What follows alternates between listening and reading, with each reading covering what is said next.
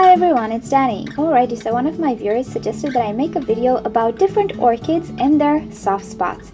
In some of my videos, I do mention about particular orchids that they do have a certain weakness spot. So today I'm going to take the most common orchids you can find out there and I'll tell you what I discovered with them, what I think you should look out for and what you should avoid. Alrighty, let us start with the most famous orchid of all, and this is the Phalaenopsis orchid. Okay, so the Phalaenopsis is the most resilient orchid out there. It doesn't necessarily have too many soft spots, but it does have some very serious ones. And the first one is crown rot. So if you leave water standing in the crown or in between the leaves for a lot of time, let's say a day or two, this orchid is prone in obtaining some rotting of the stem and of the crown. So I think this is the major soft spot with Phalaenopsis orchids. Other than that, even if a Phalaenopsis does not have roots, usually it bounces back pretty fast. Now another soft spot, which is pretty rare, is spider mites. It seems like spider mites really like Phalaenopsis leaves. And I'll show you an example in the house there. Hopefully you can see this is a Phalaenopsis that is totally separate from everybody else. I'm treating it, but you can see on its leaves the damage that the spider mites created. Now the new leaf emerging looks pretty fine, but overall this orchid looks horrible. Now that's all spider mite damage. So with Phalaenopsis orchids, it's really a good idea to watch out for all sorts of pests because it seems that mites really like Phalaenopsis foliage.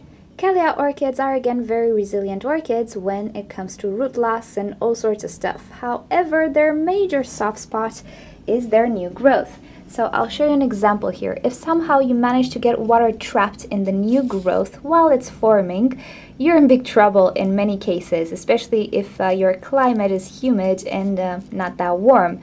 If water gets trapped within these sheaths, it will not get out no matter what you do. It's pretty much like an onion here. So while it develops, make sure that you do not have water trapped in the new growth, in the sheaths. It's not going to happen always, but just to be safe, when you water a Cattleya that has a growth, make sure that either you soak the orchid or you pour the water far away from the new growth. If you use the faucet, make sure that you don't sprinkle in the new growth. This is what happened with this orchid actually. Watered it at the faucet and some very tiny droplets of water managed to get inside this sheath and yeah, it's compromised. Now Oncidium orchids, I've noticed, are pretty resilient when it comes to water, but they do have a slight soft spot as well, and this is rotting pseudobulbs. So I think the major concern with Oncidium or Oncidium type orchids and intergenerics is to make sure that you pot the orchid well above the media. If you bury this pseudobulb in the media, you really do risk some rotting pseudobulbs. Now the cure for this is kind of easy. You just remove the pseudobulb and pretty much if you leave the rhizome intact, the orchid should be fine.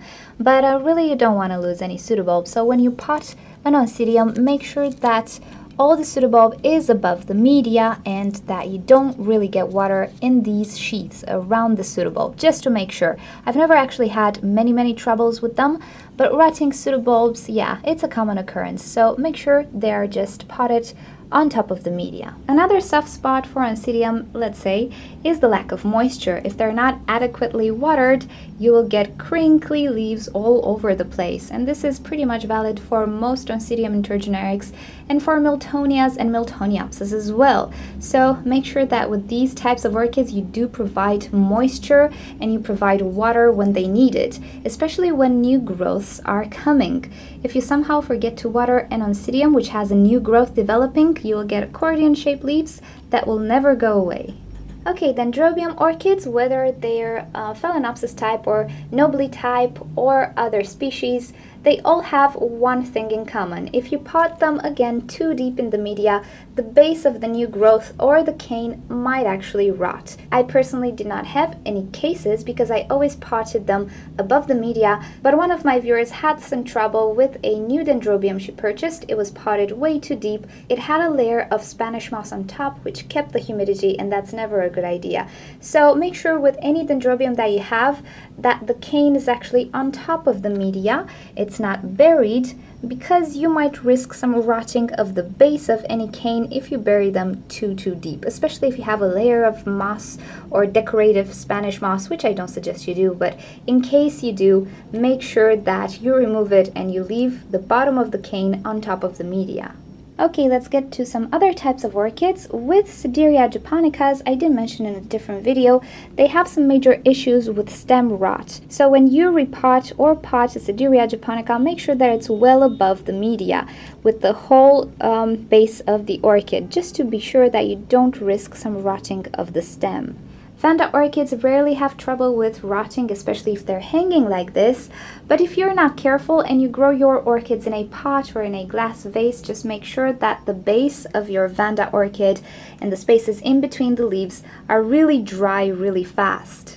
Also, another slight soft spot, let's say, is sunburn, believe it or not. Well, Vandas do like bright light, but if they're not adapted to direct sun, they can get some sunburns. And I have a case to show you right here.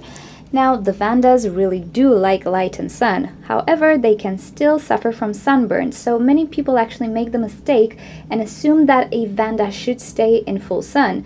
And sometimes it can handle the sun, but sometimes if it's not prepared, if it's spring and she just came out of winter, let's say, you can get some sunburn. So the best way to acclimatize a Vanda orchid to bright light and direct sunshine is to do this gradually. Beautiful Psychopsis orchids. These guys are really invincible. You cannot really kill a Psychopsis. However, due to the fact that their pseudobulbs are just so very not spaced, let's say, between them, they're very crowded, you can risk the rotting of the pseudobulb quite easy. So the best thing to do, again, is to pot them on top of the media. Also try to remove the dried sheaths from between the pseudobulbs, because they as well can retain more water than they should, and pretty much keep them well ventilated. Other than that, I really don't think they have any major soft spots. These guys are not attacked by spider mites at all. If you touch the leaves of a Psychopsis orchid, you will notice they're absolutely stiff and firm and kinda, I don't know, cardboard-like. Anyway, spider mites do not like these guys. Okay guys, hope you enjoyed this video. If you did, then please click like and share.